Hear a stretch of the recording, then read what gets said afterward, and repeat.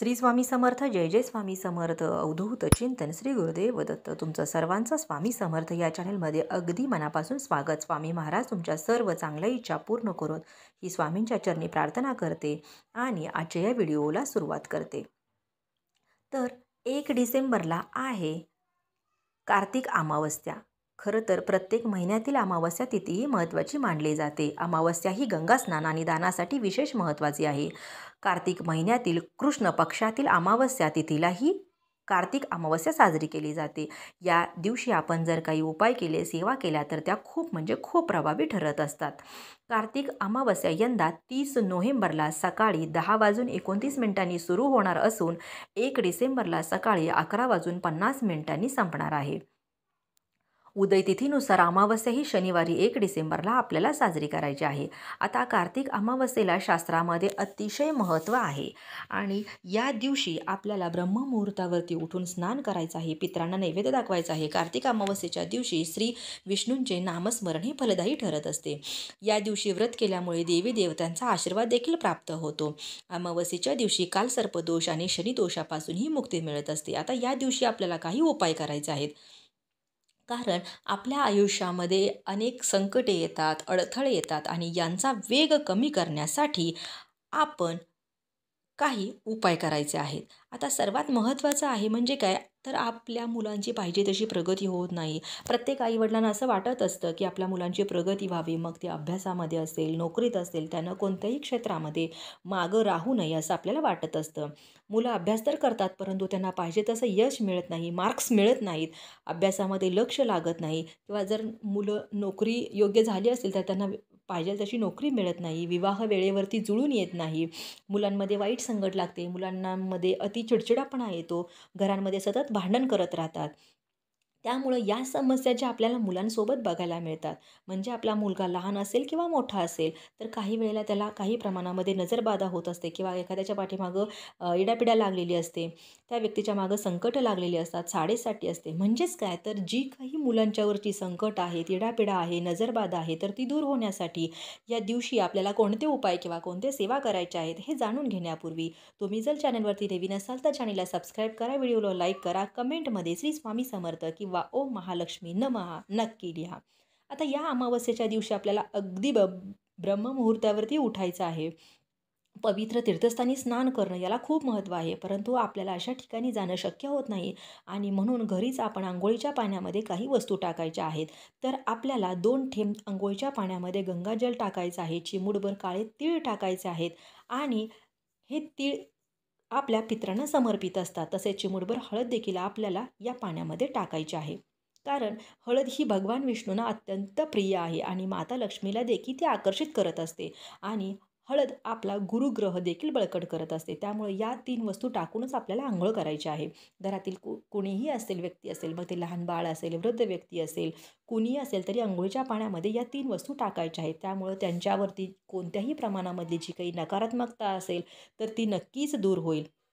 अंघोळ झाल्यानंतर या दिवशी आपल्याला शुभ्र रंगाचं वस्त्र परिधान करायचं आहे. या दिवशी चुकूनही काळ्या रंगाचं वस्त्र आपण परिधान करायचं नाही. या अमावस्येच्या दिवशी आपल्याला सायंकाळी मुलावरून एक वस्तू ओवाळून टाकायची आहे किंवा अगदी तुम्ही सकाळी जरी हा उपाय केला तरी पण चालेल. आता आपल्याला थोडासा भात शिजवून घ्यायचा आहे. भात शिजवताना त्या भातामध्ये आपल्याला अजिबात मीठ घालायचं नाही. अगदी मूठभर भात तुम्ही शिजवू शकता किंवा एखाद्या छोटी वाटीतसुद्धा तुम्ही शिजवू शकता. आपल्या घरामध्ये असलेला भात घ्यायचा नाही, आपल्याला नवीनच भात शिजवायचा आहे किंवा शिळा भात असेल तरीसुद्धा तो आपल्याला भात घ्यायचा नाही.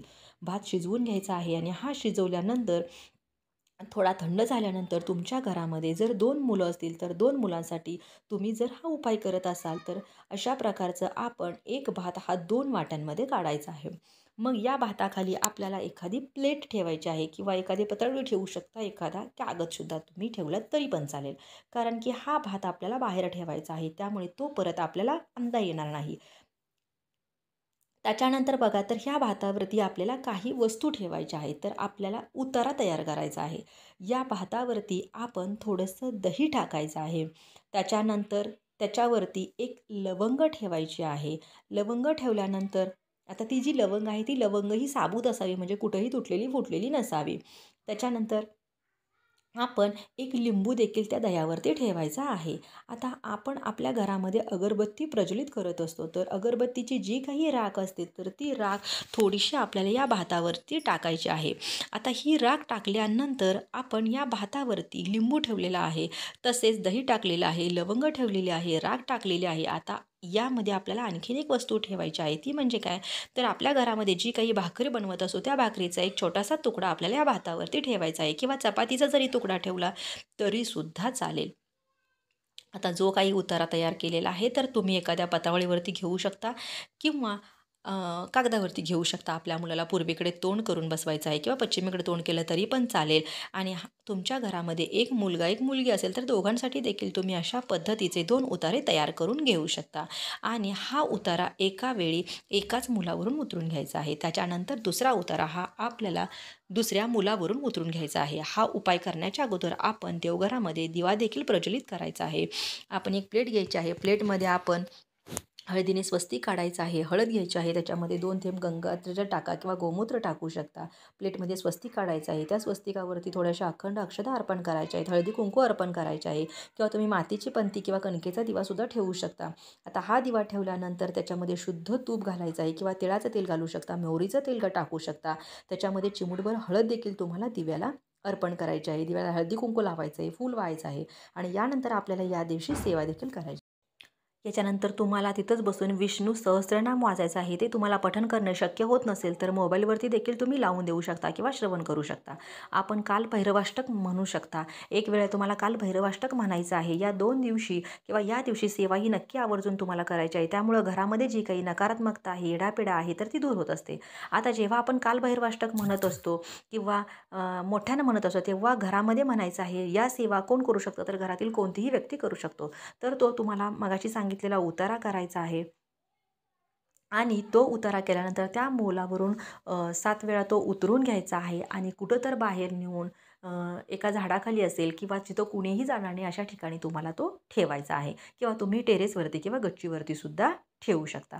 त्यामुळे तुमच्या मुलांच्या पाठीमागं जी काही लागलेली इडापिडा आहे तर ती दूर होण्यासाठी हा तुम्ही उपाय नक्की करू शकता.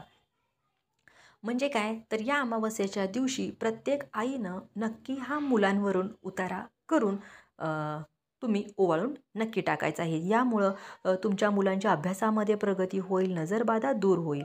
बघा, आता तुम्हाला काय सांगितलेलं आहे, तर तो उतारा तुम्ही मुलांवरून ओवाळायचा आहे आणि बाहेर ठेवायचा आहे. म्हणजे जेणेकरून एखादा पक्षीसुद्धा किंवा एखादा प्राणीसुद्धा तो काही जो भात आहे तर तो खाऊ शकतो, किंवा तुमच्या घराजवळ इथं जर जवळ झाड असेल तर झाडाखाली सुद्धा तुम्ही ठेवू शकता. अशा पद्धतीनं हा भात बाहेर ठेवायचा आहे. छतावरती ठेवला तरीही चालेल. जर तुम्हाला हा व्हिडिओ आवडला असेल तर नक्कीच व्हिडिओला लाईक करा, चॅनेलला सबस्क्राईब करा. पुन्हा एकदा भेटू नवीन अशा एका माहितीसोबत. तोपर्यंत श्री स्वामी समर्थ. जय जय स्वामी.